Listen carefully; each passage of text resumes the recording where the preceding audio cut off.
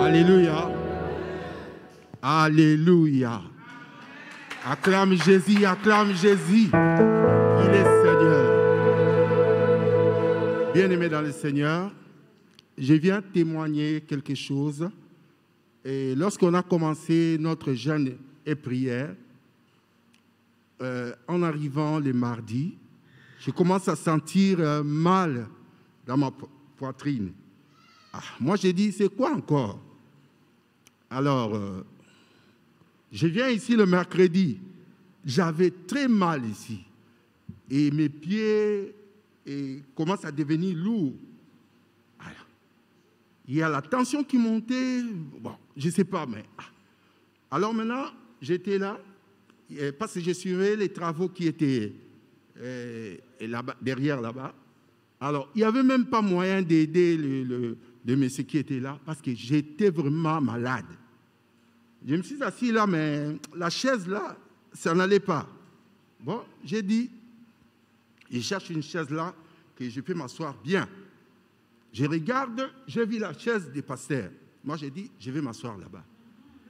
Quand je me suis assis là-bas, je suis allé m'asseoir seulement. Je n'avais pas des arrière-pensées. Je n'avais pas une idée là comme ça. J'ai branché mon téléphone, j'attendais la prière de 12h30. Tout d'un coup, j'ai dormi. Je commence à dormir. À un moment donné, pouf, quand je me suis réveillé pour me connecter à la prière, je sens la douleur est partie, mais il restait quelque chose. Moi, j'ai dit, oh, c'est quoi? Ah, mais c'est la chaise du pasteur. Bon, je viens le soir. Ça, c'est mercredi matin. Je suis rentré à la maison et le soir, je reviens. J'ai dit ça à maman pasteur, il a prié. Je suis rentré à la maison, la douleur a commencé encore à monter. Moi, j'ai dit, c'est quoi? Bon, je suis dormi comme ça. J'ai prié, mais il y avait toujours la douleur. Je reviens encore le jeudi, ici. Je me suis assis maintenant de l'autre côté. Non, la chaise là vide, là, à droite. Je dors encore. Parce que j'étais fatigué, abattu. Je ne parvenais même pas à aider le monsieur là. Lui, il faisait ce travail là-bas, moi, je dormais là-bas. Après, quand je me suis réveillé pour me connecter, je vois maintenant toute la douleur est partie. Est partie. Et je suis venu à la veillée, j'ai dit au pasteur, j'ai dit, bon, je viens seulement pour sceller cette délivrance. Et le pasteur a prié, il a scellé. Quand le pasteur a prié, j'arrive à la maison, directement je vais à la toilette et il n'y avait plus rien. Alors, maintenant, le dimanche, quand on est venu ici, on a loué notre Dieu, c'était bon. Je rentre à la maison, mais j'avais une nourriture que j'avais déjà préparée. Bon, je mange. Quand j'ai fini à manger, je me reposais, j'écoutais les adorations, je vois la tension commence à monter. Moi, je dis, oh, mais c'est quoi encore? Mais j'ai mangé des trucs là, c'était bon. Mais comment la tension, la glycémie, tout ça, je commence à voir ça, ça commence à monter. Moi, je dis, non, non, non, cette histoire, ça va finir. Moi, l'Éternel m'a montré qu'il n'y avait rien. Comment expliquer cette histoire? Alors, moi, j'ai dit, bon, je ne mange pas ce que j'ai préparé là, j'avais laissé dans le frigo. Maintenant, je mange autre chose. Qu'est-ce que je veux manger? J'ai pris un gâteau, j'ai pris le jus, j'ai bu, et c'est fini. Je dors comme ça. Je me réveille le matin en pleine forme. Moi, j'ai dit, oh, c'est quoi? OK. Lundi, j'ai fait seulement la semoule et j'ai surveillé ma marmite là, moi-même. J'étais là jusqu'à ce que j'ai fini à préparer et je n'ai pas fait autre chose. J'ai pris la sardine. Directement, j'ai mangé. J'ai nettoyé les assiettes. Le soir, mêmement. Mardi aussi. Mercredi, je rentre dans ma gêne de 3 jours à sec. Je vois maintenant, je suis en forme. Moi, je dis, oh, dans ce qu'il y a, on me met des trucs dans dans ce que moi je mange parce que je ne comprends pas. J'étais auparavant, quand on est sorti au foyer, ma glycémie était 1,20, 1,25, 1,18. Tout d'un coup, la glycémie devient 4 grammes, 5 grammes, 6 grammes. Moi, j'ai dit, mais ça sort d'où? Bon, toute cette semaine, quand je prépare, j'ai fini, parce que j'ai pris la décision, si je prépare, je dois finir le même jour. Si ça reste, je jette. Et ce que j'avais préparé là, ça est toujours dans les frigos. J'ai dit, ça reste dans la marmite. Ça reste comme ça, je ne veux pas manger, mais j'ai laissé ça comme ça.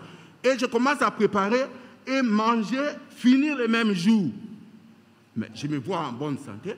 Aujourd'hui, je suis venu, j'ai marché rapidement pour arriver ici. Je suis là. Je n'ai rien. La maladie n'est pas là. Donc, il y a un truc qui se fait là. Tu vois? Et je suis venu remercier le Seigneur parce qu'il m'a protégé. Depuis là, il m'a protégé. Sinon, j'allais mourir. Parce que mon corps était vraiment bizarre. Mais maintenant, quand tu vois mon corps, c'est comme un bébé. C'est comme un bébé. Hein? Que Dieu soit loué.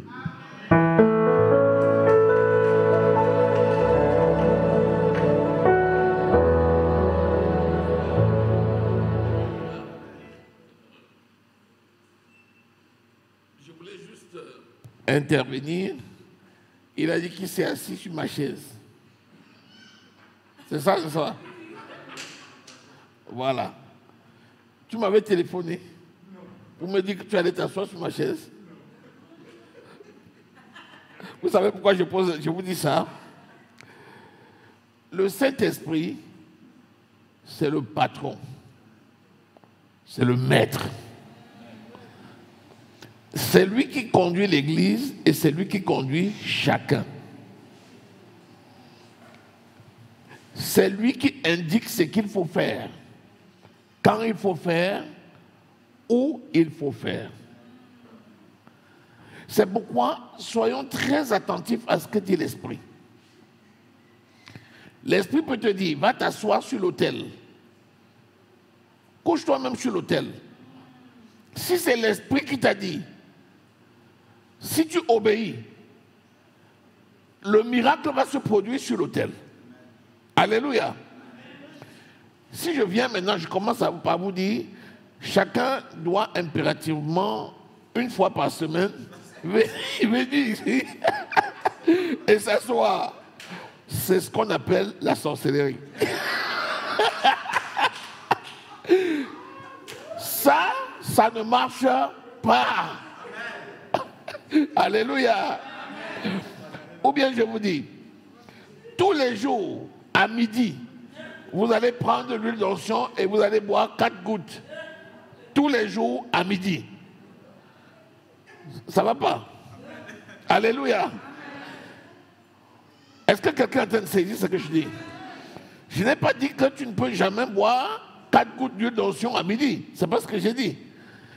Mais il ne faut pas ériger en loi ce qui relève d'une dispensation de l'esprit. C'est pourquoi, si tu vois bien, nous sommes une bénédiction les uns pour les autres et Dieu va utiliser l'un comme une bénédiction pour l'autre. Alléluia. C'est pourquoi soyons très attentifs, marchons dans la volonté de Dieu pour que l'Esprit nous parle, pour nous montrer les directions. Là, tu ne te perdras jamais. Alléluia. C'est pourquoi, je vous dis encore une fois de plus, là où les enfants de Dieu se réunissent, nous sommes l'Église de Jésus.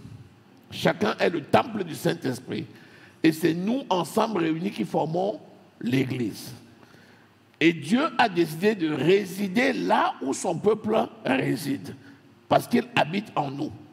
Donc, il y a beaucoup de choses que Dieu fait au milieu de nous. Alléluia. Donc, sens-toi à l'aise, quand tu es dans la maison de Dieu, de laisser l'Esprit te guider, afin que tu tires le maximum de ce que l'Esprit a prévu pour toi. Alléluia. Que le nom de l'Éternel soit glorifié. Amen.